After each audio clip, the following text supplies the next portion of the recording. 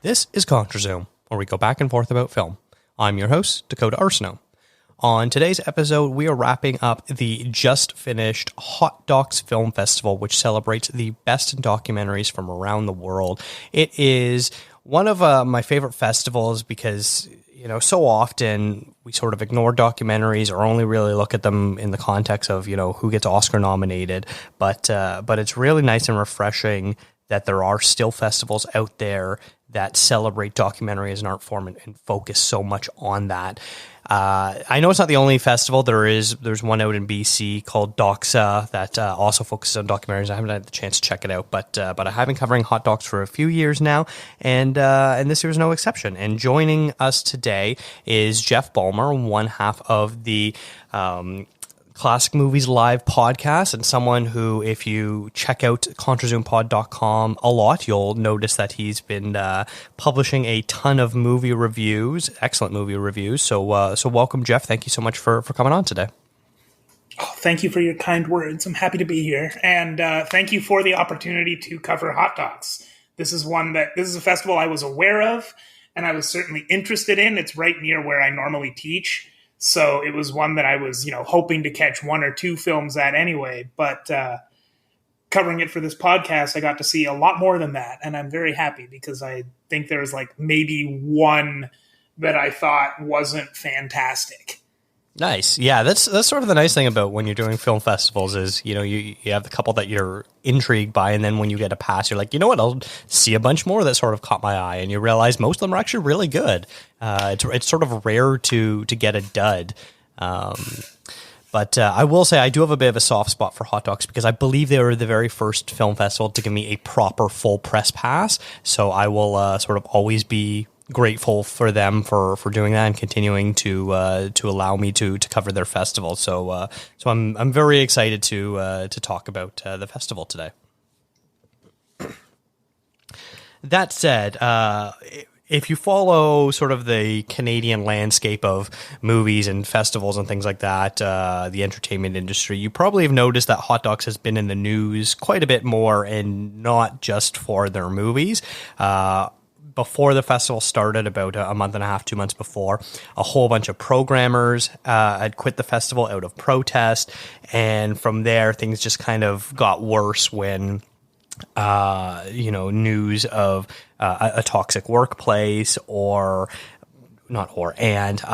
people sort of complaining about the programming choices where they're being vetoed by the director as far as what sort of themes and focuses the movies that were being selected were being chosen, a whole bunch of other stuff, and it's a very complicated and lengthy saga. And Pat Mullen, a colleague over at That Shelf, also who is one of the editors at POV Magazine, has been documenting this trials and tribulations, I'll call it, quite extensively. And so I'm going to link to 3 articles that Pat wrote in the show notes that I think are worth a read, because he's so in tune with the community and very much boots on the ground, knowing what's going on and having personal relationships with a lot of these people that work at Hot Docs. And Pat's a great resource. So I'm definitely going to link to that. Were you aware of sort of controversies happening, Jeff, while you were attending or planning to attend Hot Docs? While planning to attend, yes, I was very aware of these, of what's going on. I say very aware. I knew about it, and I probably know about it enough to talk about it amongst friends. Mm-hmm. But I haven't been able to find enough about it to speak authoritatively in any sense. So I am going to probably be the first person to check out those articles that you're going to link below, because that is exactly what I've been looking for, and I haven't known how to find it. Oh, fantastic. So thank you for that. Of course. Was this something that you heard anyone talking about while you were waiting in line or in the movie theaters? Of people start talking about the sponsorship issues that Hot Docs was facing, or any of the controversy regarding not booking Palestinian films, things like that? Not really. I know that this was something that did come up, in various, I've seen things on Twitter. I've seen some Twitter videos from Hot Docs where this kind of stuff specifically comes up. I did not experience that in person. The closest that I would say is once I was hanging out at the bar that's right outside TIFF, and I actually met a former programmer for Hot Docs, not one of the ones who had left in this round. She'd been there way in the past, and she'd retired a few years ago, and she had lots of thoughts about it. So that was an interesting conversation. I do not remember her name, and that's probably good because she didn't sign up to be on this podcast, so I can't, call her out or anything. Fair enough. That sounds like a fascinating conversation you had, though. Wow. Yeah, I wish I remembered more of the details, but again, I don't know enough to speak authoritatively on it. So, apologies for dancing around things a lot on your podcast, but that's all I got. That's fair. All right. Well, today we are going to be talking about 6 movies, 3 movies that the two of us saw. So we'll have more of a conversation and a review. 2 movies that just you saw that you're going to briefly touch on. And then 1 movie that I just saw that I'm going to briefly touch on. So yeah, I guess let's just sort of get right into it. The first movie that we're going to talk about is one called Secret Mall Apartment, which was directed by Jeremy Workman. And the synopsis is, in 2003, 8 Rhode Islanders created a secret apartment inside a busy mall and lived there for 4 years, filming everything along the way. Far more than a prank, the secret apartment became a deeply meaningful place for all involved. So this is a title that the title itself sort of jumps out at you and be like, Secret Mall Apartment. Ooh, that's kind of a curious title. I like that title. And that's what sort of caused me to want to watch it.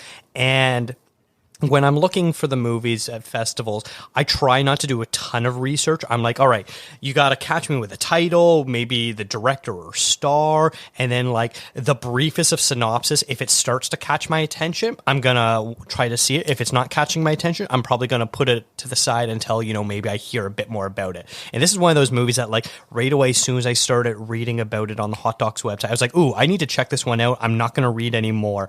And so it's kind of nice that you could still go in a little bit surprised, being like, okay, I understand this is about, some people that built a apartment in a mall. I don't really understand how or where or what happened to it. So I'm just going to sort of leave it at that.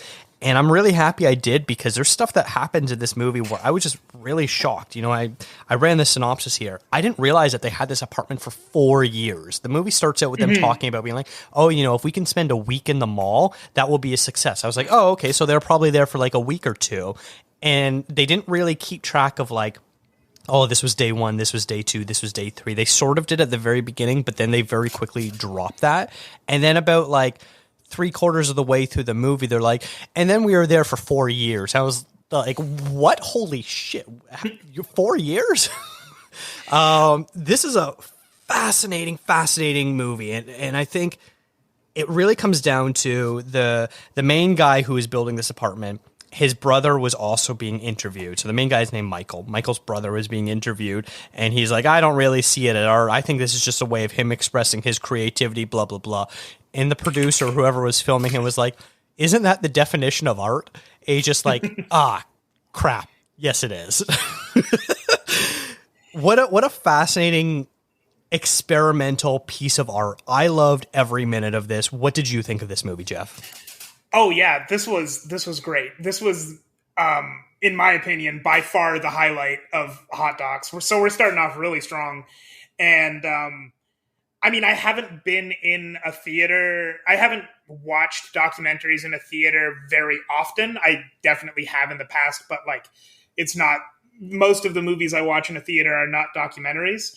I have never been in a theater. I've rarely been in a theater where people are laughing for the full 90 minutes. And like, they were doing it in this one, and it was a documentary. So like, I think this might be the funniest documentary I've ever seen, in addition to being just like really good, but also just making so many cool points about art. And I don't know, this one really resonated with me, and also was just really, really funny. Yeah, I think that this movie does a lot talking about the idea of, gentrification, capitalism, consumerism, all this sort of stuff, where it's very interesting, where this mall was built in Providence, Rhode Island, in a city that was sort of dying because the mills had all left, and they're figuring out how to keep the finances in the city running because it was quickly becoming a dead city. And so they build this shopping center as a mecca for people to come to. And then very quickly, all the neighborhoods surrounding it are starting to be engulfed. And I thought that was very fascinating because I don't think anyone that's ever lived in a city for long enough will realize that, a place that is a unique, creative hub, some sort of place where artists, musicians, whoever gather, eventually it's going to either be gentrified or torn down completely and replaced with, either condos or a parking lot or a mall or whatever it is. And I think this movie does a really good job of showing that, and then having these people who were living in these communities where this was the only place that you could live because the rent was so cheap, and they can do communal art pieces and concerts and things like that and make movies together. They had nowhere to go. And so in this, act of anger and frustration, they do the only thing that they could think of, and that's, use the gentrification to make a piece of art with. Mm-hmm. Yeah, actually, I mean, the first thing that I noticed there is you were saying, you were talking about this as if this was just some city. This is Providence, Rhode Island, the capital of Rhode Island. So this is like the mall coming in and like Providence sort of dying as a city, and the mall coming in to revitalize Providence isn't just like trying to revitalize the city. It's not just about this city. It's like almost fully about Rhode Island itself. Like these mills dying aren't just killing off Providence. They're kind of killing off the entire state in a way. Mm-hmm. But anyway, I don't know where I was going with that. I think that this movie, this movie says a lot about gentrification, obviously, because it's literally about a response to gentrification in which they sort of, in a way, the mall moves into their home, so they move into the mall. But one thing that I was really fascinated by in this is Michael Townsend is his name. You already said that, but Michael Townsend is the name of the artist. And all of his work, every time they profile his work that's like not the mall apartment, which actually I thought this was really funny. One time he refers to the mall apartment like several years after they've already started it as Week in the Mall. So that was just kind of like the name of the art of the mall apartment as an art piece, which I thought was kind of funny. But like, in all of his work, he emphasizes that temporariness, like the impermanence of things. Mm-hmm. Most of the work of his that they show just actually doesn't exist anymore. Like there is no way to find it because it's gone. It's just, either been lost to the elements because it was sculpture that has degraded or been torn down, or like there's one that was a web page that just there's no hosting for it anymore, so it's gone. And then obviously there's the secret mall apartment, which doesn't exist anymore, mostly. I think it's interesting because like when you're talking about, these artist collectives in this place where there's cheap rent and eventually it's going to get torn down, it's just like, that's just kind of life. And that's sort of, he not only acknowledges that, just everything he does is about that. Like everything that all of his art is temporary. And it just sort of emphasizes that it's not really just his art that's temporary. One of my favorite touches in this movie is, 25 years down the road, like we're now 25 years we're now 25 years into the life of the mall, and the mall is falling on hard times. Like the mall is going to go the way of is going to go the way of the mills eventually. And, So like even though this mall comes in and it's supposed to be like a big vision of the future for Providence, it itself is just this temporary thing. And I think that like, I think that sort of permeates the entire documentary, like talking about the impermanence of all of this stuff. And it's really neat. It's like, it's almost like the opposite of legacy. It's like, what does it matter how long it sticks around? Mm-hmm. Yeah. I'll also say regarding Michael's art ethos, I guess I would say, is I was very impressed throughout the whole way through how he had a very clear message and idea of not necessarily just the mall project, but all of his art together. And the fact that he was also an art teacher, and everyone that was, involved with this project were either students of his or former students of his, including his ex-wife, who he was married to at the time. And just listening to him sort of talk about this, when I was starting the movie, I was like, oh, I bet you it's going to be, a bunch of street punks or homeless kids or something like that who are using this as an act of rebellion because society has failed them. So they're going to get back at society and they're going to steal from the mall and they're going to fill up an apartment space with things that they can get in the mall. It was actually the complete opposite, where, Michael and all these people were kind of pouring their own money into this art project that literally no one except for the 8 of them would ever see, which is so fascinating. And it extends to his, him talking about going to Oklahoma City to remember the victims of the bombings in Oklahoma City, or remembering victims of 9/11 and going to New York and doing art there and things like that. And I was just very struck by how emotionally connected he was to art and how he was able to explain and pass on this connection to other people who are all like, yeah, no, this is who I want to be as an artist. I want, art to be a force for good, not necessarily a force of disruption, which there's nothing wrong with art as a force of disruption. But the fact that Michael was so keyed into this is, art as therapy, art as making you heal, art to get better, to make you happy, things like that, which I thought was just so fascinating. And I think really helped ground the film, in my opinion. Mm-hmm.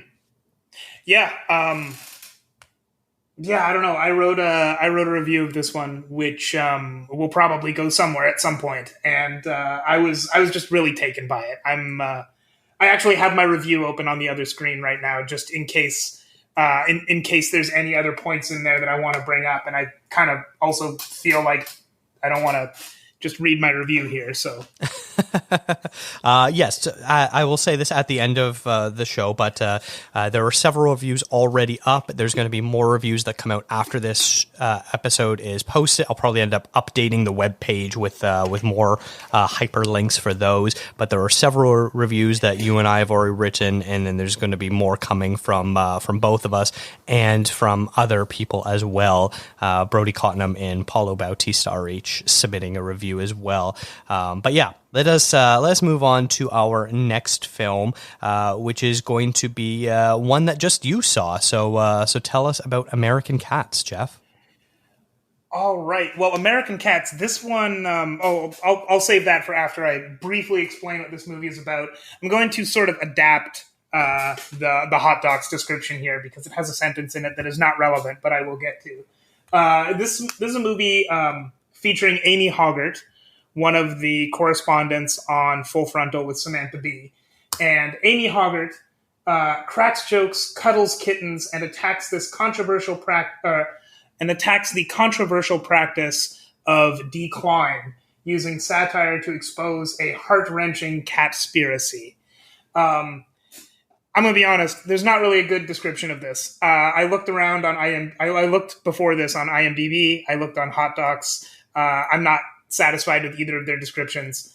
But this movie was it was also very funny, but it starts out sort of as profiling. It's sort of the idea of, what is the place of cats in American culture, and very quickly becomes an investigative journalism piece about about attempts over the last 20, 30 years to ban declawing in all 50 states in the United States. Is that a good enough description? I feel like I went on like weird tangents there. Yeah, I feel like that's sort of what I was gathering from the synopsis from Hot Docs anyway. So yeah, I'd love to learn a little bit more about how this movie works. Yeah, so this was in my first in the first weekend of hot docs, and when I go to festivals, I tend to really overdo it, especially really early on. So this was already like my sixth movie or something, um, and I thought, it's early in the morning, it's at the hot docs theater. This is one. It's gonna be light viewing. Like it looks like it's about Instagram cats, and it's gonna be very harmless, just fun, cute little documentary that I'm not going to think twice about afterwards. And it does actually start off by interviewing an Instagram cat, and so I saw that and I'm like, there we go, here we are. This is exactly what I thought it was going to be. And very quickly, she very quickly she ends up talking to a Hollywood veterinarian, and that Hollywood veterinarian is someone whose name I have forgotten. But she is but that Hollywood veterinarian has been the leading voice against cat declawing for the last 25-ish years, maybe more. And so once she starts talking to her, this morphs from being a movie about like cute cats in modern influencer society to being about the history of declawing, where it came from, why it's done, who does it, what the efforts have been to ban it, and moving out even more from there, what is the role of veterinarians in American society. And it's really interesting because it's very informative, both about cat declawing and about frankly just about veterinary practice, like veterinary lobbies as well. But I think one thing that was probably the most fascinating thing for me coming out of this is that the modern veterinary practice is actually relatively new, and it's at least significantly newer than the practice of being a human doctor, because the modern veterinary practice is sort of born out of the Industrial Revolution and like the widespread availability of livestock and horses and things. So modern veterinarians are like born from an initial starting point of like being closer to mechanics than actual doctors, which is why we have in the United States a lot of veterinarians who aren't necessarily interested in animal welfare. They are interested in getting that bag, because they are essentially mechanics. You don't have to care about animals to be a veterinarian. And this started from a really innocuous place and ended up being one of the most informative documentaries I saw at a festival that is all about informative documentaries. That's really fascinating. Growing up, I had a cat, and I was from Ontario, and I got the cat when I think I was 3 years old, and the cat didn't have claws. And so I just sort of grew up thinking that was normal. And like anytime meeting another cat that had claws, they like scratch me. I'm like, ow, why does this cat have claws? And so it's really fascinating now that I'm older and I don't have a cat anymore, and just like thinking about it, be like, oh man, that's actually pretty barbaric of what we do to cats. And this whole idea of veterinarianism being so much newer, that makes sense, because like we're not that far removed in humankind as far as like human medicine being like, we'll prescribe either cocaine or leeches, and that will solve just about everything, or we'll just cut the limb off. And that was sort of the solution to any and every medical problem of, it's either give them something poisonous or takes a part of their body away. And maybe 150 years, less than that, we've been like, oh, hey, if we wash our hands before doing surgery, the person isn't going to die on the surgery bed. And that was like a radical idea. So I'm not shocked in the slightest that, the concept of being an animal doctor is still so new, considering, look at animal rights in movies where it's only been 40, 50 years where they're like, hey, maybe you shouldn't kill animals for the sake of entertainment in movies, and that's not supposed to be allowed. So I'm not surprised at all that there's a documentary that's able to kind of highlight how recent all of this is. Well, and what you said about growing up with a cat that didn't have claws, I actually don't remember if our cat had claws or not as a kid. But I do remember that cats not having claws was something that, I didn't apply to every single cat, but that's just normal. Like, if a cat didn't have claws, I was like, oh, that cat has been declawed. That's fine, whatever. But I remember, I am fairly certain, I was young when it happened, so I don't know if, this is a real memory or if this is me implanting a memory that I think might have happened. But I do remember, growing up in a different country, not in the States, when I was in Germany, all the cats did have claws, and I think I did bring that up to one of my friends at one point, and they're like, why would you ever take the claws out of a cat? That's barbaric. I was like, oh, they don't do that in other countries. And that was something that they pointed out in this movie, immediately and all the time, because Amy Hogarth is British. And so when she would interview people about cat declawing, she'd be like, what is this? I'm completely new to this. Why would you do that? Yeah, that's really fascinating. And it's probably something that helps that it's got a bit of a comedic bent to it, because I imagine it could get very depressing very fast otherwise. Mm-hmm. Awesome. Do you have any last things you want to talk about that movie, or shall we move on? I do. Well, I don't know when it's getting distribution, but it will be getting distribution. They have a website for news about it. I think it's AmericanCats.com, and I highly recommend it. I think that as it's one of the few all of the documentaries, not all of them, probably all of them, but at least most of the documentaries that I saw at Hot Docs, and usually when you see a documentary, there is a broader point. They're not just trying to entertain you with this thing that happened. They're trying to make, a lot of documentaries do want to make a difference beyond that. So, they emphasize that at the Q&A. This isn't just a movie so that you can learn about cat declawing. It's a movie where hopefully you will learn about it, learn what you can do, and move on from there. And I think the reason I bring that up, as a piece of investigative journalism, this is not only just really informative, but they actually get some really, really choice quotes out of people who had never given choice quotes before. I won't spoil exactly what happens, but I think that they get a really good quote out of one guy who probably doesn't need credibility anymore, but wouldn't have it after this movie, as far as I'm concerned. Fair enough. Okay, good to know. All right, the next movie is one called Red Fever, which Red Fever follows Cree filmmaker Neil Diamond's journey to the four corners of North America and to Europe to uncover why the world is so fascinated with Native Americans and why the same images persist year after year until today. And this is co-directed by both Neil Diamond and Catherine Bainbridge. And it's not the Neil Diamond you think it is. It's not the singer. It is a different artist. And so this is very much I guess I would say in a similar vein of something like a Michael Moore documentary, where the director is the star of the movie, where you see him kind of exploring these different ideas and topics, talking about them, and then interviewing people as well.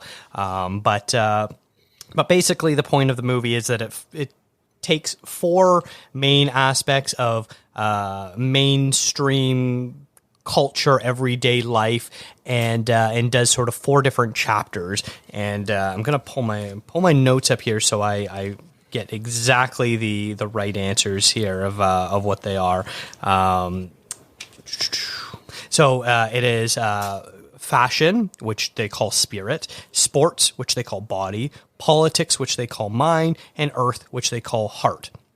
And so the film is basically focusing on these four different aspects of everyday life and sort of seeing how Indigenous culture may be influencing current mainstream white society in different ways. And so starting out with fashion, they're looking at things like leather products, turquoise beading, headdresses, things like that have popped up on fashion runways, everyday clothing, things like that, and how people sort of co-opt this fashion and either ignore where it came from or, purposely push aside the meaning in the different regions of where this comes from.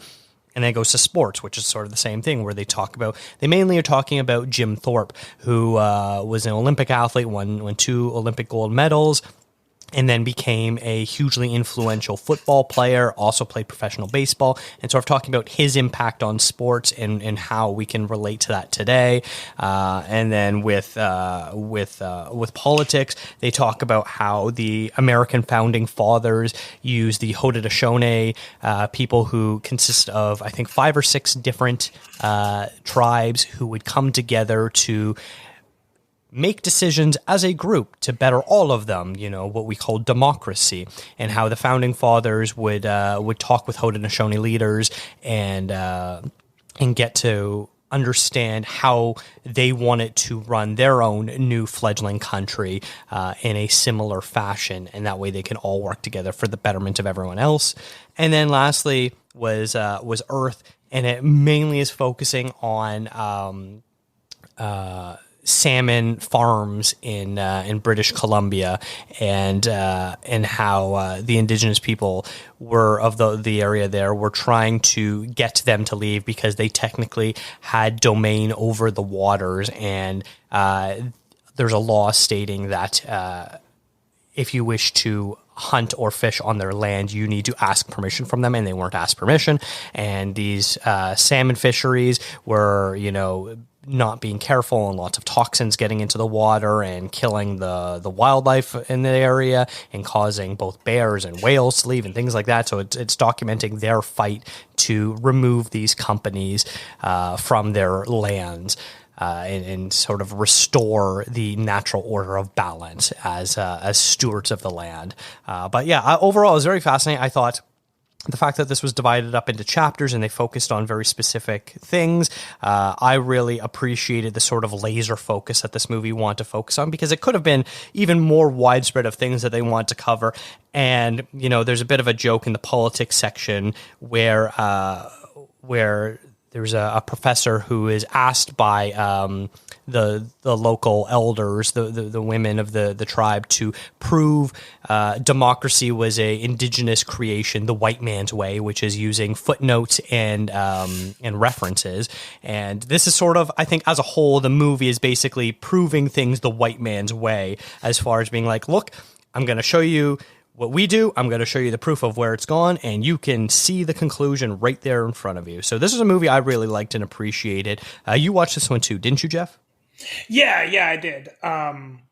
Actually, specifically talking about the proof of democracy you just mentioned there, I believe, I could be wrong, but I think that they came to him and told him a story from their oral tradition that was specifically the founding fathers, like coming specifically to their ancestors and asking them how they did things. And it's like, we have this story. We know this story. Can you provide the citations and prove this the white man's way? Like, I think it was obviously the broader point you were talking about, but I think that they had a very specific point. They were like, Can you prove this one?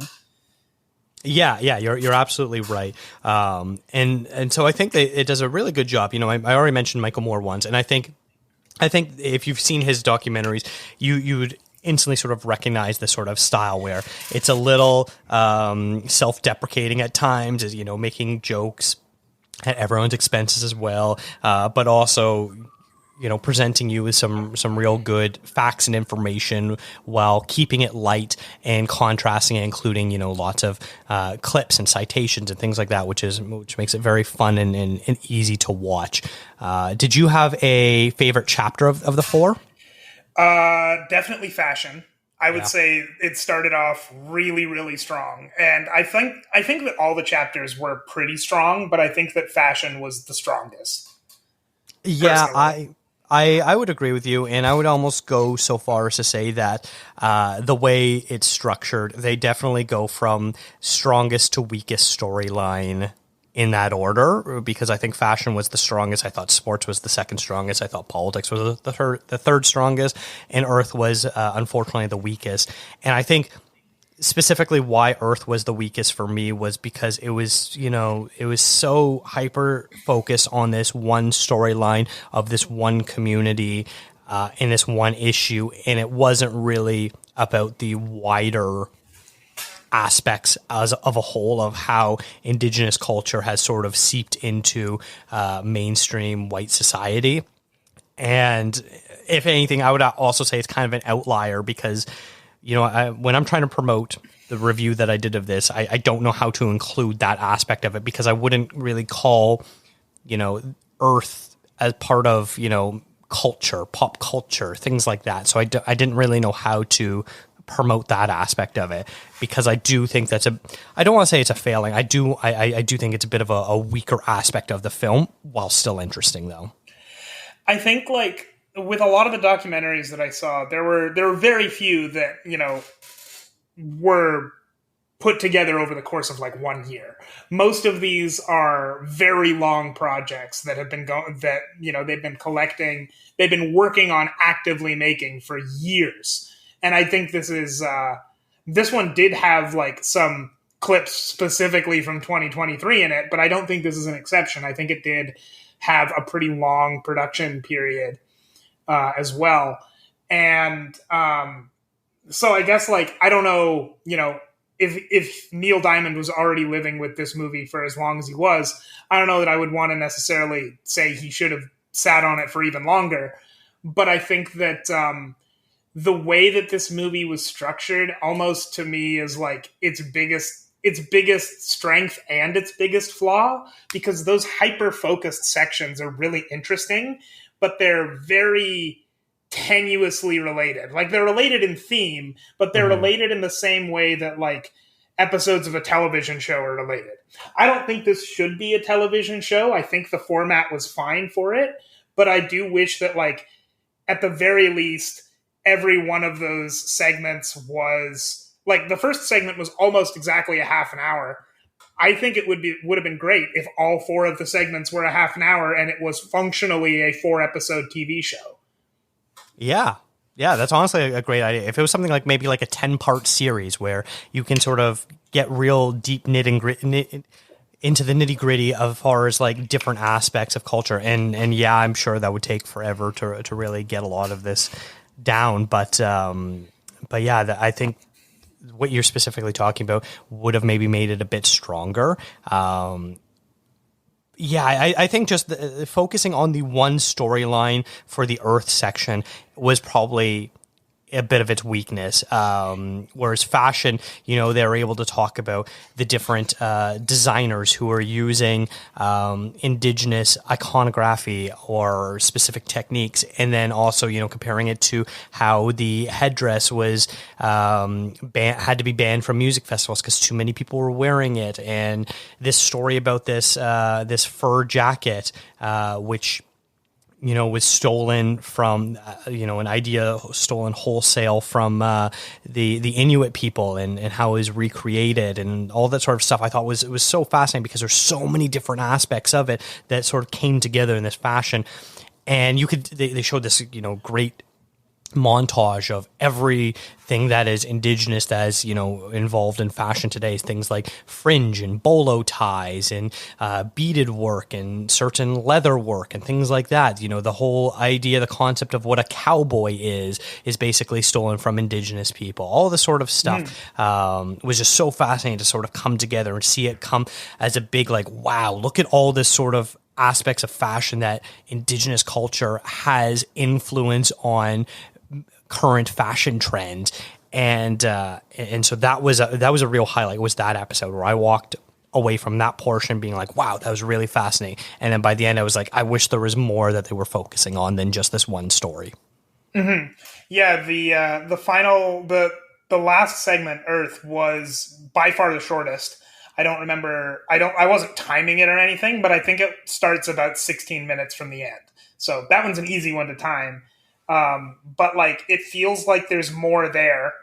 That they had to wrap up the movie. He had to wrap up the movie eventually, and it's a shame that like that one ends up being just it's not just that it's the weakest, it's that it's by far the least fleshed out.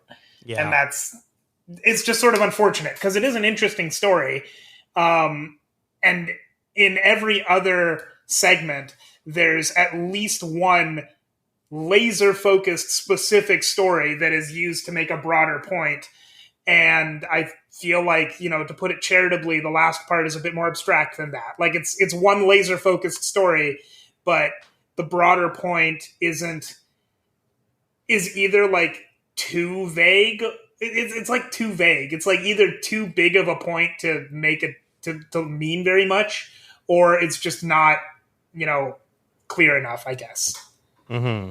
I believe this was a movie produced by TVO, so I would not be surprised if it ends up airing on TVO and maybe it gets, posted to their YouTube channel or added to a streaming service in Canada, whether it's, Crave or CBC Gem or something like that down the line, where I think this is one that's going to be accessible for people to watch if they are curious about it. And I do really recommend people to check it out because I did think it was a very interesting film. I know we're kind of focusing a bit on the flaws there, but either way, it was still a very easy to enjoy, easy to follow film. Yeah, I mean, I won't harp on it. We're focusing on the flaws, but we're focusing on the flaws in one specific 15-minute portion. The rest of the movie is so good. And even that 15-minute portion isn't bad. It's just weaker than the rest. Yeah. If you're a sports fan, I think the sports section is really fascinating. They're talking about the influence of Jim Thorpe on modern football because of the team that he was playing for was one of the first teams to truly implement the forward pass. And they sort of highlight, whereas if you watch football at all today, it's because of this team in particular that Jim Thorpe played for. And that was a really sort of a fascinating thing. I'm not a football fan, but it's definitely something I can appreciate. Mm-hmm. All right, I think that's it for Red Fever. We'll move on to the next film, which is just one that I saw, and that was one called Any Other Way, the Jackie Shane story, directed by Michael Mabbitt and Luca Rosenberg-Lee. Jackie Shane was one of music's pioneering black trans performers. On the edge of stardom, why did she disappear? Any Other Way, the Jackie Shane story, hands the mic over, revealing her extraordinary journey in her own unmistakable voice. So I actually became aware of Jackie Shane quite a few years ago now. It was through a friend of mine named Carlo who was talking about her, and I was like, oh, I've never heard of her, and I'm a great appreciator of Canadian music talent, and so it's sort of interesting. And I had heard a couple songs because of the reference that my friend Carlo had passed on to me. I was like, oh wow, she's got a fantastic voice. I really like this. But that was all I kind of knew about it. And this documentary was really great because it sort of, starts out where it was like, hey, Jackie Shane, she was very popular in the late 60s, early 70s, and then all of a sudden she disappeared in 1971. And then it cuts to interviews of people that sort of knew her at the time and like, oh yeah, I heard that, she died because she was a victim of a mugging and was stabbed to death, or she killed herself or something like that. There's some other very tragic story where it's like not long after 1971, she ended up dying. And then the filmmakers are like, actually, we caught up with Jackie Shane and recorded a bunch of interviews, and she didn't die until 2019. And so the film uses historical video were available, photographs, things like that, but also cross-cuts it with animation done in a rotoscope fashion, where interviews were conducted with Jackie Shane in 2019, so she was much older. And so we've got an older actress playing her, basically recreating the phone interviews from her home because she was sort of a bit of a shut-in hermit. And then we've got a younger actress who's playing Jackie Shane, sort of, performing and being a singer and all this sort of aspects. So we get all this rotoscope animation, beautiful animation, to sort of tell the story using Jackie's own words, which I thought was a really great touch. And it was really fascinating. I love learning about Toronto from back in the day because it was such a different city back then. And so Jackie Shane, who is American, kind of found her fame doing a bit of an R&B touring circuit. And then when she came to Canada for the first time, was like, oh no, this place is way better than where I was living. I'm going to stay here, because I believe she was from Nashville. And so she stayed in Toronto, and then also was very comfortable in Montreal and made a big impact there as well. So we're getting all these different aspects of, 1960s, 1970s Toronto and Montreal, and intercutting with real footage from that time of what it looked like. And it was just really fascinating, and just what an incredible voice, what an incredible person she had. And she basically preserved her existence of, all of her beautiful clothing and songs that she'd written. She hand wrote an autobiography. And then when she had passed away, two nieces that didn't know she existed were basically like, hey, you're the inheritors of your aunt's belongings, so here you go. And so they basically learn about her aunt by going through her belongings after she had passed away. And so that's another aspect of the movie where you're kind of cross-cutting between these interviews and then with the two nieces who are like, wow, look at this incredible aunt that we didn't even know we had, who we wish we could have got to know in person, but we're going to get to know through her artifacts. And so it's just a very beautiful and fascinating portrait of a singer who, at the time, being a black person in the 1960s and 1970s was hard enough, but being a trans black person at that time, I can't imagine the sort of difficulties that she had faced and the abuse that she had to deal with on a day-to-day basis. And I know this is sort of a hot button issue today in terms of the unfortunate treatment trans people are currently getting, and it just sort of shows that history is so cyclical and not for the better. And this is a movie I really appreciate. It made me very emotional at times. It was produced by CBC and is going to eventually be on CBC Gem, and definitely very, very much worth checking out if you are a fan of music or interested in queer history at all. This is one that I had actually heard a lot about going into the festival. It was one that CBC's been running selective interviews about hot docs for the last probably 2 or 3 weeks, and this was one of the first ones I heard. So it's one I was definitely interested in, and Jackie Shane is not a name I was otherwise familiar with, but unfortunately I wasn't able to make time for it during the festival, so I'm really hoping I can catch this one either in one of the screeners that's in my that's still sitting in my email, or that I can catch it, in advance of the next Canadian Screen Awards, where I'm sure it will do very well. Yeah. Hopefully that it would be a part of next year's CSAs, because I imagine it will get nominated there.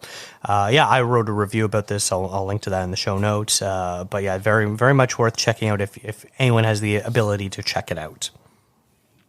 All right, so let us move on to our next movie, which is just one that you saw. Yeah, so this one I was happy with the IMDb summary. So I'm going to read the IMDb summary for Agent of Happiness. How can happiness be measured?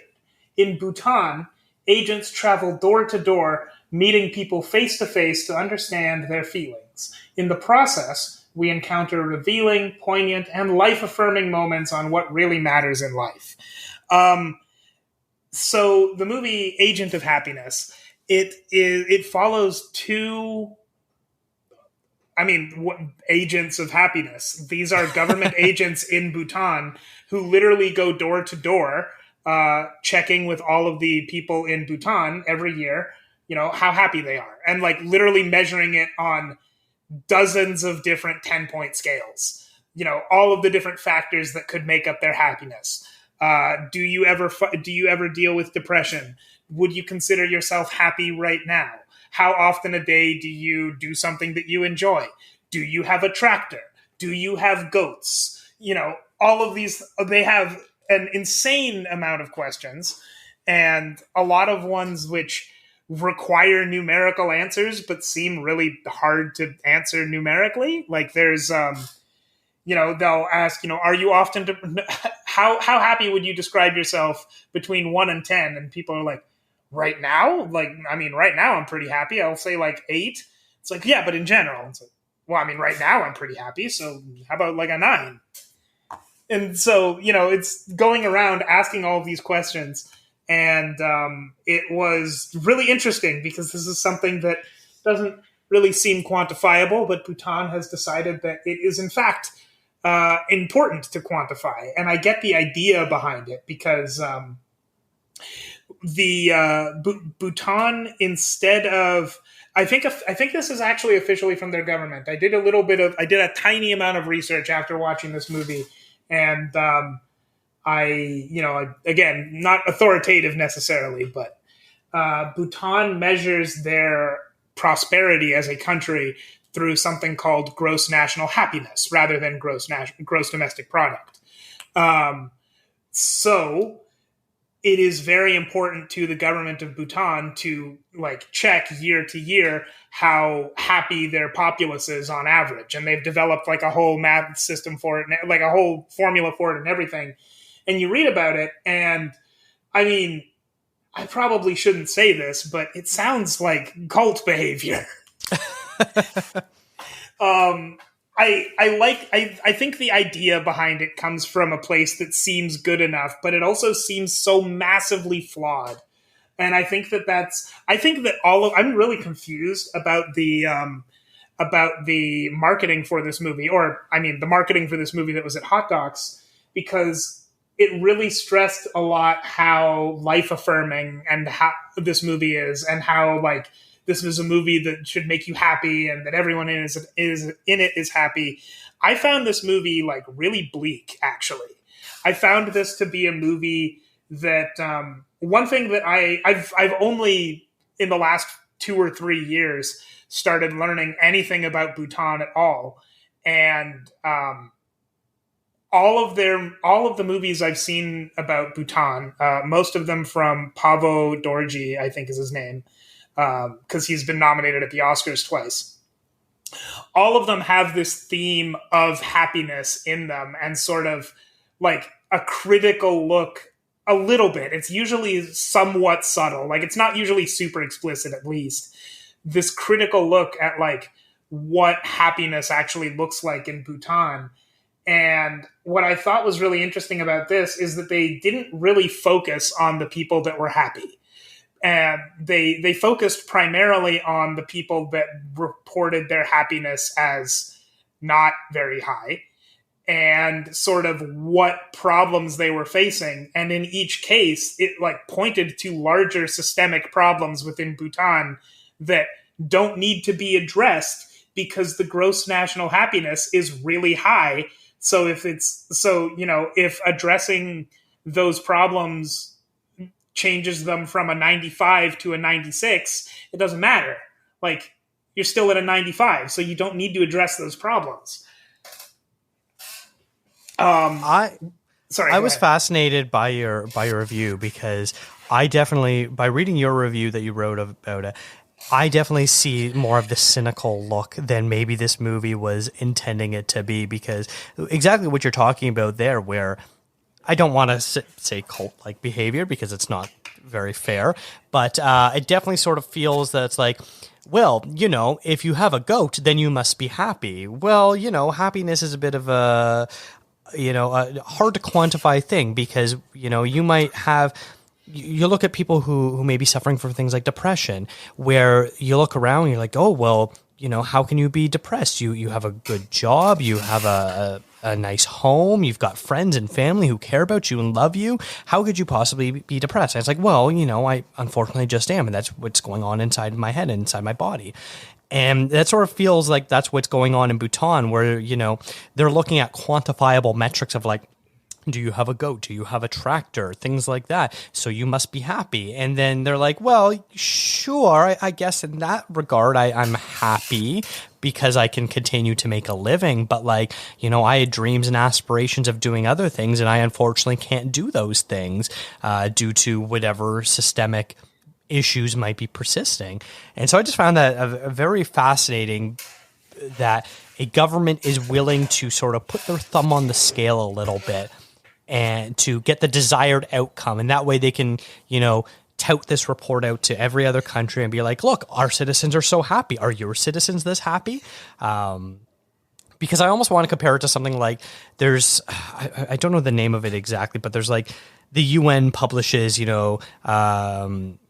the best places to live on Earth, and it's based on different factors as far as like what's your political freedom like, what sort of rights do you have, how are minorities treated, how are immigrants treated, what is the cost of owning a home, things like that. Those different metrics to sort of to rank like a desirability index, a happiness index, so to speak, as well. And I feel like this is sort of Bhutan's response to that. I was like, well, how can our citizens not be happy? We should be the number one country on the UN list every year because our citizens are of a 95% happiness.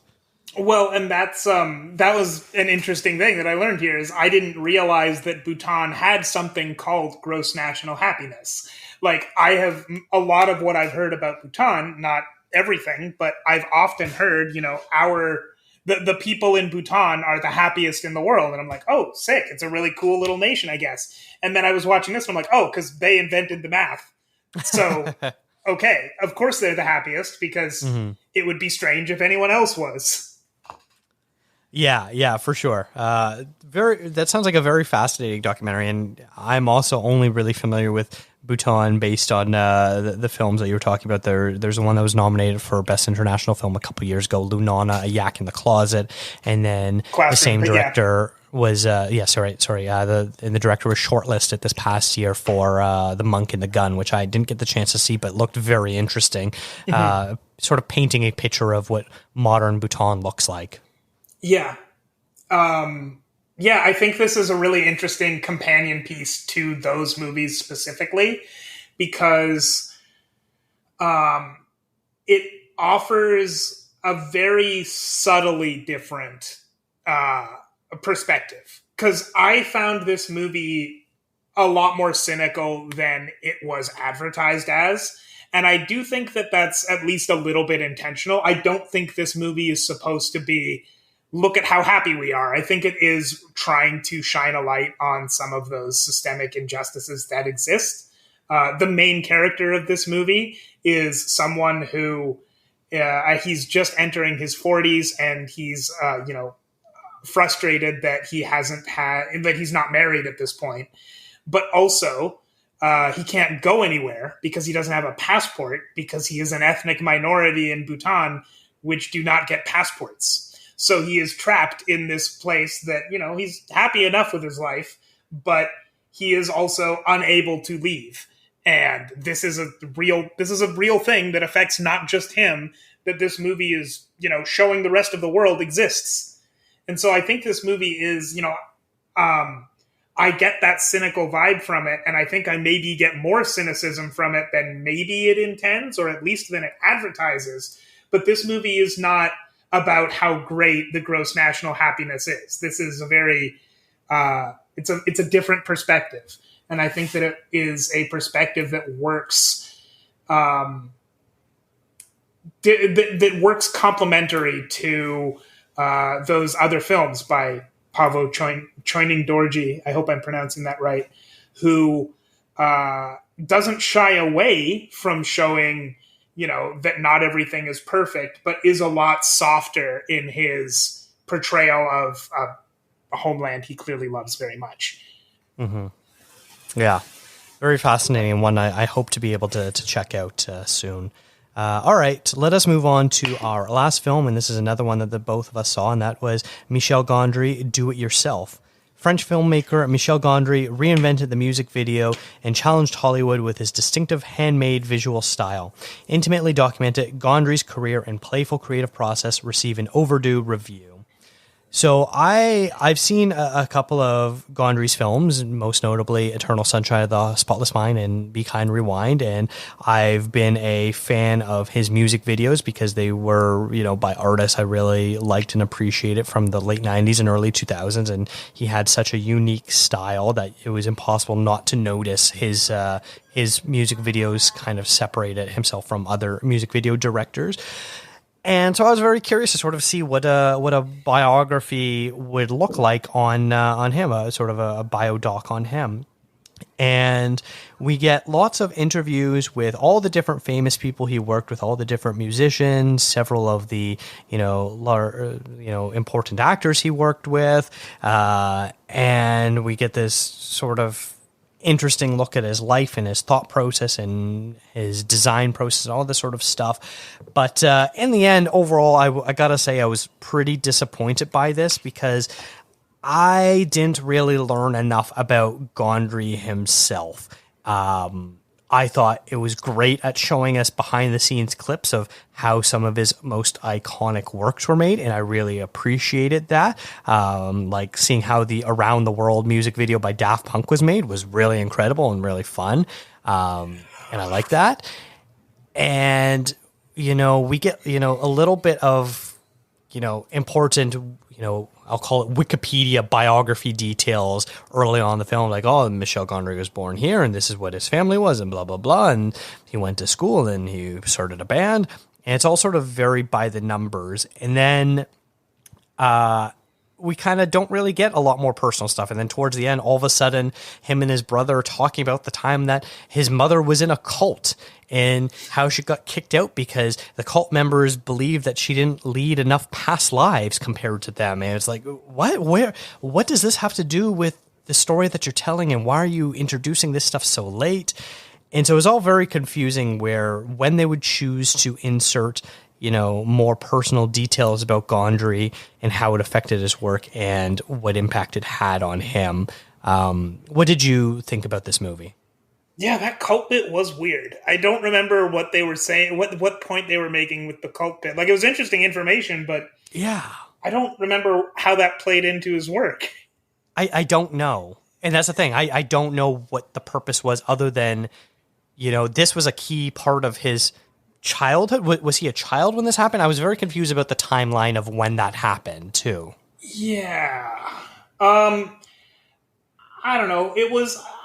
I don't know that much about Michel Gondry. I've seen Eternal Sunshine. It turns out I've seen some of his music videos, but I didn't start I think I went in when I started any directors that I know who were working in music videos, I've kind of found out about it backwards. Like I would watch them. I've watched the music video way back when I was way younger, and then I'll find out, oh, Jonathan Glazer got his start on a Jamiroquai music video. And then I see the music video and it's like, oh, it's that one. Okay. But it's very rarely been for me where I'll see the music video and go, I wonder who directed that. Because at the time when I was watching a lot more music videos than I am now, I wasn't paying attention to who was directing them. So I don't know that much about Michel Gondry, and this did make me very interested in learning and watching more of the movies I haven't seen. I also didn't know that Be Kind Rewind was him. That was interesting to learn. But I think this was, I don't know. I think I could not have put it as elegantly as you, but I think I agree with what you're saying. It would have been nice to learn a bit more. And I think in general, this was very, when I think about it, the way that I sort of communicated is I think it was very artist profile-y, but a really good artist profile will go much deeper than I think this did. I think this was a very, it was a very capable artist profile, but it was very much, you don't know very much about Michel Gondry. Well, here you go. Now you know a little bit. Yeah. Yeah, and I think maybe one of the issues was the fact that it was directed by Francois Nemeta, who we're not totally sure what their relationship is in the movie. We learn that, he sort of befriended Gondry when he was still a musician and starting out directing music videos for his own band and sort of kept in touch. And that's sort of all we're led to believe. And then until the very end of the movie, you hear this comment where, oh, we've been friends for a very long time. And, you spend 5 minutes with Francois and you're annoyed with him. But then, you spend 5 hours with him and suddenly you realize that you love him. And you're like, oh, okay, that's interesting. And so I was trying to figure out a bit more when I was writing my review about the movie. Nemeta has worked on most of Gondry's movies, either as an assistant director or some other person involved with the production. And that was completely glossed over. And I think that really highlights sort of maybe my issues with the way they look at his movie career in particular, because Eternal Sunshine of the Spotless Mind. You talk to, movie lovers like ourselves. That is constantly rated as, easily Jim Carrey's best film, one of Kate Winslet's best film, one of the best films of the 2000s, one of the best romantic comedies of all time, one of the best science fiction movies of the 21st century. It's such an influential and important movie. And they sort of talk about, the importance of it. It's mostly done in interviews, like showing interview footage of like Kate Winslet and Jim Carrey talking about the movie, not necessarily Gondry or anyone involved in the production. And then they sort of continue to give the same reverence to all of Gondry's films. And no offense to Gondry, but his other films do not have the same impact that Eternal Sunshine of the Spotless Mind have. I remember when things like The Science of Sleep came out. I think that was his immediate follow-up to Eternal Sunshine, and people were so excited for it. And then it came out like, oh, this is actually quite disappointing and nowhere near as good as his previous film. And yet it's kind of still talked with the same reverence that Eternal Sunshine is. And then Be Kind, Rewind was a movie I really liked, and I haven't revisited it since it came out. It's very funny and endearing, and I don't know if it holds up, but it was one I liked, and I know a lot of other people liked. And it's still talked in the same reverence as Eternal Sunshine. And then they're talking about Mood Indigo in the same reverence as Eternal Sunshine. And then his current movie that just came out in the past year, I don't even know what the name of it is. And he's talking about how he gets to film in his aunt's hometown and how this is the most impactful moment of his career because he's getting to make a movie there. This movie came and went, and I don't even know the name of it. And I know they talked about it in the movie. Do you know the name of the movie, Jeff? No. Exactly. And so it's sort of... Oh, like it's the Book of Solutions. I just looked it up. It's the Book of Solutions. There you go. I still don't recognize that title. These are all movies that are sort of placed on the same pedestal as Eternal Sunshine. And there's no problem with Michel Gondry being like, oh, I love all of my movies. They're all my children. I can't pick a favorite. That's fine. But as a filmmaker, documenting Gondry, positioning all these movies on the same wavelength is, doing a discredit both to Eternal Sunshine and to the rest of these movies because they're not Eternal Sunshine. And that kind of rubbed me a little bit the wrong way. And they don't even talk about how I like Gondry, but I feel like he sort of has spent his Hollywood capital. He is not going to get a big budget Hollywood movie anytime soon, as far as I'm concerned. Unless, they talk about his partnership with, what's the writer's name? Charlie Kaufman. Mm-hmm. Unless Charlie Kaufman, who is now directing his own scripts, decides, no, I need Michel Gondry to direct this movie, I don't think Gondry is going to get the chance to direct another Hollywood movie again, which is, a bit of a shame because he is a bit of a unique visionary director. But it's also an indictment on the fact that his movies don't do well at the box office and they don't get the critical reviews that they used to get and all this sort of stuff. And I think the movie just completely glosses over all of that, which is a real shame because I would have been sort of interested in hearing about how Gondry has evolved as a filmmaker, moving away from the Hollywood system and back into his native France and how that's working for him and his thoughts with that. And we don't get any of that. Well, it's interesting that you say that he may not work in Hollywood again because he is currently directing a musical about the life of Pharrell Williams. So, is that the Lego movie thing? Maybe. Oh yeah, I guess it is a Lego movie. Oh my gosh, I didn't make that connection, but you're right. Yeah. Which I know when everyone heard that announcement was like, A, why are we getting a movie about Pharrell Williams, and B, why is it in the style of Lego? Two very questionable things that I don't understand why they're doing that.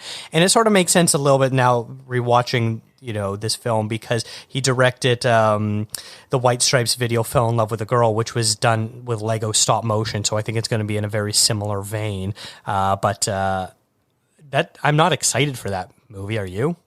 I'm curious. I'm not going to pretend I'm not interested in it. But yeah, it was weird seeing, I guess, like I hadn't quite, I don't think I could have put it into those words until you just said it right now. But that is kind of a major problem with this movie, is it sort of holding all of these movies at the same level of reverence. And not that it should like completely trash any of them. I'm very interested in like what he was what he was doing going into Be Kind Rewind. What is his vision for this?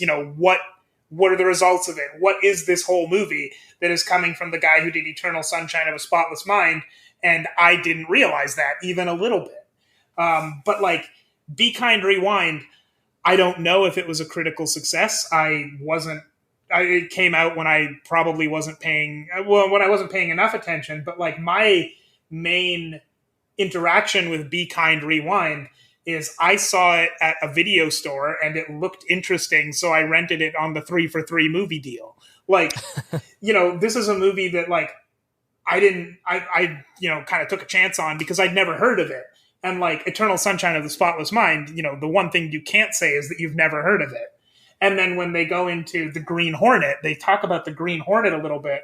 And that was really interesting because he says, the director, Francois, says that for the Green Hornet, Michel Gondry wanted to do something. He wanted to subvert the superhero genre. I'm like, okay, interesting. I don't remember it subverting the superhero genre, but what was he thinking of? He's like, he wanted to make it so that the hero is actually not a hero. And I'm like, okay, not super interesting yet. And I mean, we're in 2024 where that's every superhero movie. So it doesn't seem subversive now, but I guess it was 2010. So, maybe things are a little different. And then he just shows like Kato being the superhero. And I'm like, oh, that's how the show was in the 60s. Like he's not doing anything interesting with the Green Hornet that isn't already a part of the Green Hornet. Like, tell me more about why this is an interesting movie because you're not doing it. And this just seems like, talking about his next movie, which if it's not interesting, don't include it. Yeah. And so I'm not surprised that Seth Rogen is not in this movie. We see like archival interviews with him from like when he's on the press junket. And I'm not surprised Seth Rogen doesn't want to talk about it because this was a massive, massive flop. I remember when the Green Hornet came out and just how disappointed everyone was, where it's like, this is the guy that did Eternal Sunshine and now he's doing the Green Hornet and this movie is crap. And they don't even stop to pause and be like, hey, Michel, like, I know you had these grand ideas of what you wanted this movie to be, and you were trying to make it unique and subversive and all this sort of stuff. How did you feel about the movie not being understood by critics and audiences? Did you achieve what you wanted to achieve? And none of these questions are being asked. It's just sort of talked about like, oh, and then he made this movie, and this is what he wanted to do, and then he made the next movie, and that's what he wanted to do. And I'm like, whoa. The movies that you're talking about were huge failures in terms of both the box office and critical reception. Do you not have any, feedback of how you wish you would have done things or how you wish things would have been perceived or reviewed? Like, they just completely gloss over all of that. And that just sort of really frustrated me. Mm-hmm. Yeah, I think that,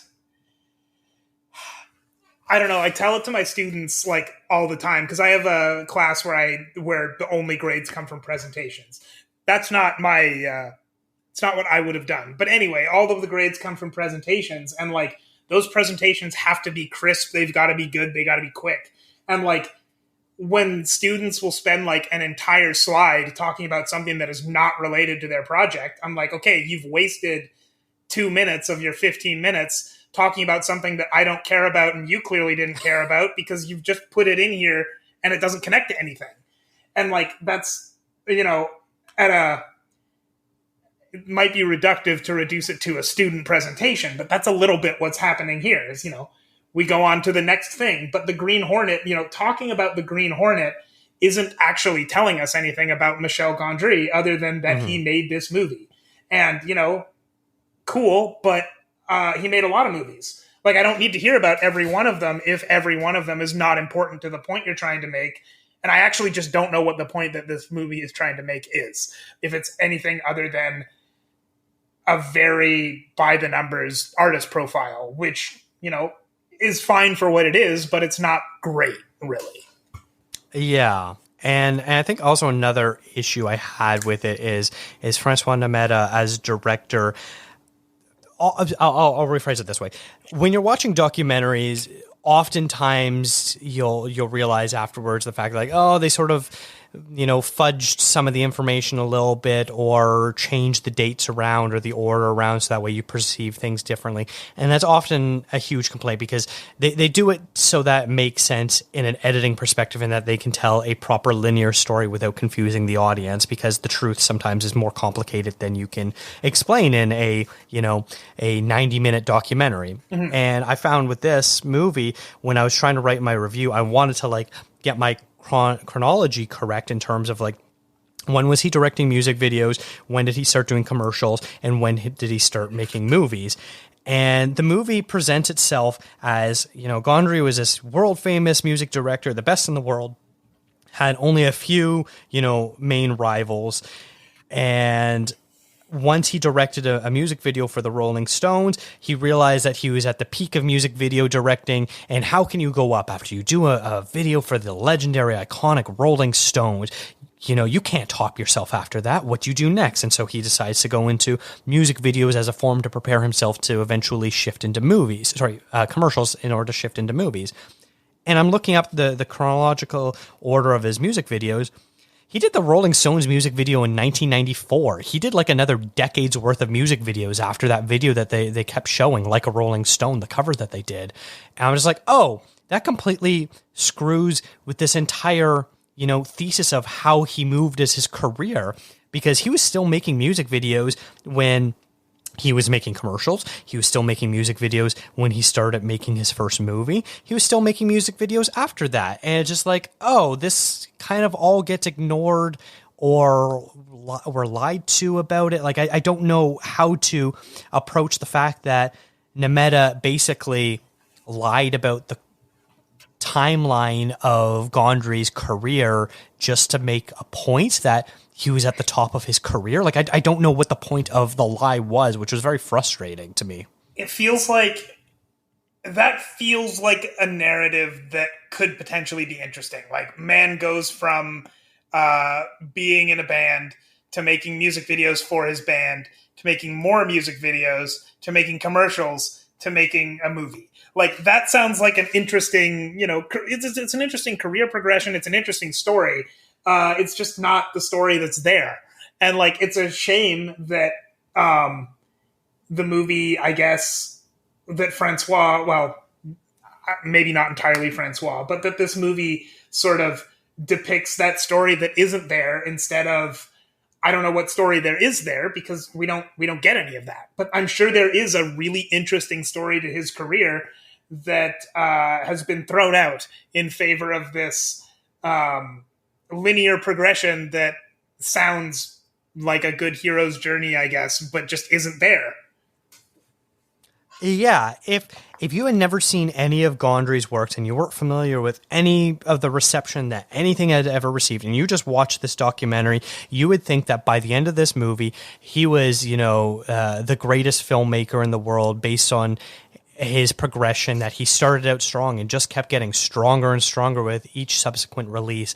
And, maybe it's a little bit helpful if you know the subject, you kind of be like, okay, I need to turn my brain off and watch this to sort of see what this movie is telling me. And what this movie is telling me doesn't sort of match up with reality in the slightest. I think that Francois may have been too close to this material. I think so too. I will say, I'll give some positive criticism here. I thought the best aspects of the movie were the joint interviews between Gondry and Spike Jonze, and they talked about Spike Jonze, how he was the only real main rival for making unique subversive music videos at the time of pop sheen in the late '90s, early 2000s. If you go back and you watch Spike Jonze's music videos, they're all absolutely incredible too, and he transitioned to being a filmmaker as well, making movies like Being John Malkovich and Her, Where the Wild Things Are, and he's unfortunately been very absent from the film scene, where I would love for him to make a return. It's been far too long since Her, I believe, was his last movie, and that's now over a decade ago. But the two of them, when they're talking with each other, I thought revealed the most about Gondry. There's this moment where Gondry's talking about, he's like, oh yeah, I made, a dozen music videos with Bjork, And then all of a sudden, Spike Jonze has one music video and it's the biggest of her career. And I'm so jealous and angry and I don't know how to process these emotions. And Spike Jonze is kind of making jokes about it and trying to, bring a bit of levity, be like, haha, sorry. Sort of aspect, but those I thought were the most revealing moments of the entire film, where honestly I'd rather watch a film where it was sort of documenting the parallel careers of Spike Jonze and Michel Gondry because they were working at the exact same time doing the exact sort of similar things. I thought that would be a far more interesting documentary subject than what we get. Well, and part of the reason that like Spike Jonze is in there at all is, I mean, there's lots of reasons. They clearly have, honestly, the best parts are his conversations with Spike Jonze. But part of the most important, to me, what I found was the most important thing that they said that those two have in common is Spike Jonze was the first person to do a Charlie Kaufman movie. Mm-hmm. And Michel Gondry was the second person to do a Charlie Kaufman movie because Spike Jonze introduced him. Yeah, definitely those scenes were probably the most interesting and fascinating.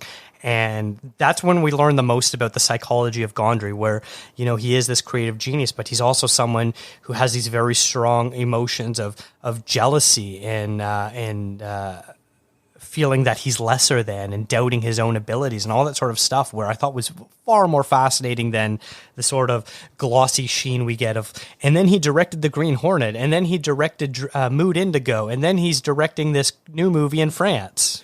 It was really weird that, okay, there's just a moment on Mood Indigo. Mood Indigo is the only place where the movie really focuses on the critical reception not being not being good. And It's weird that that's the only place, because Michel Gondry has directed more than one critical flop. And that happens. Every director's got one or two not so good movies. And so that's not out of the ordinary. That's not me saying anything about Michel Gondry. But even if the negative reception to Mood Indigo was specifically important, I mean, I hate to keep harping on it, but why aren't we talking about The Green Hornet in a more interesting way? Yeah. Yeah, did Gondry hate that period of time where, after he agreed to direct it, realized that he maybe, signed a deal with the devil of, yes, you get all this money and all this star power, but you're going to have to deal with studio interference and not maybe making it the vision you want to and having to do things a certain way because this is the way big budget movies are made. None of that's addressed, and that's fine. Maybe he doesn't want to, throw the studios under the bus that eventually might employ him again if that's his hope. But yeah, why can't he talk about how even things of oh, this is what I was intending, and I was disappointed that it didn't turn out this way, and this is my response to critics who maybe saw this, and this is what I was going for. Why didn't we get any of that? Or if he doesn't want to talk about it, if it's not something you can say anything about, just don't put it in the movie. Yeah. Yeah, because I don't even think he talks about the Green Hornet. I think that's strictly a portion of using archival footage to craft that section of the film. Mm-hmm. So I don't know. And I think the crazy thing about this movie is it's barely 80 minutes. Barely. I think it's an hour 17 or something like that. And I found this movie dragged. I don't know how an 80-minute movie could feel so long, but this movie felt long to me. Did it feel long to you? Not as much, but when it was over, I definitely, I had to go across town, so it definitely did have me checking my watch near the end. I think the whole music video portion was super fascinating. I love that because that was probably the most unique access into his career that we got. And as soon as they transitioned to the movie stuff, that's when I lost interest. I definitely see how you felt that way. I don't think it was as strong for me, but I got similar vibes. Yeah. Okay. Well, we don't want to, harp on this movie for too much longer. I think this is a great place to wrap up our Hot Docs episode. Jeff, thank you so much for coming on the show today. And thank you for all your excellent reviews that you did. As I stated earlier, I'm going to link to them in the show notes. You've got a couple more coming that are going to be posted. They'll be sharing. And so if you're following us on social media or check out the website often, you'll definitely see them there. But Jeff, do you have anything you wish to promote with Classic Movies Live, or where can people find you and more of your work? Please share your details. I do, but just before that, I would like to promote one other thing I saw at Hot Docs. I will speak about it for absolutely no more than a minute. There were two movies that you specifically recommended to me because they were film related. So we wanted to talk about film related movies where we could. One of them was Michel Gondry, because you wanted to talk about it on the show. And then the other was Powell and Pressburger. The Powell and Pressburger documentary was significantly longer. It was an hour and 30 minutes, but it was not an hour and 30 minutes. It was 131 minutes. It was 2 hours and 10 minutes. Oh, okay. That's what I meant. Sorry. It was significantly longer. And it was just basically, it was very close to being like a video essay format, but delivered by Martin Scorsese. It was an excellent review of their entire career and how their entire career affected both of them, primarily Michael Powell, because that's the person that Martin Scorsese knew a little bit better. And I would recommend that one to anybody. I did not feel like it dragged. It made me very interested in watching the films of Powell and Pressburger, which I don't think I've ever watched. So I recommend that one, and I will stop talking about that one here. But if you get the opportunity to see that, and that will be on Turner Classic Movies at least, you should go and watch Powell and Pressburger. It's called Made in England, Powell and Pressburger. Nice. Okay. That was one I wanted to get to that I unfortunately just wasn't able to get a screener in time to make it to this episode. But yeah, thank you for recommending that one. I'll definitely have to try check it out.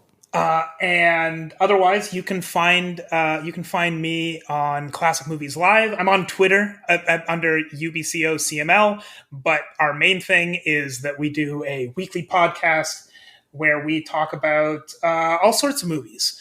Recently, we've been sort of branching out, and normally we'll talk about things just as they're coming out, but we've got a few retrospectives. We just had Callum McNabb from Scare Traducing on his first podcast appearance, including his own, in a year almost, because he's been on his Scare Traducing's been on break for a bit. We just had him on to talk about Ghostwatch, which is a TV movie, sort of. It's not one we would normally talk about. It was a really cool episode, and I think that we had some ideas coming out of that for future episodes that we could do in a similar vein, which would be really neat. Coming up soon, I'm going to keep saying this is coming soon, but we have a Director Showdown series where we're going to finally actually do our second episode here within the next couple of weeks, hopefully. I have been too lazy to do one specific thing that needs to happen before we can do that episode. But that'll be soon.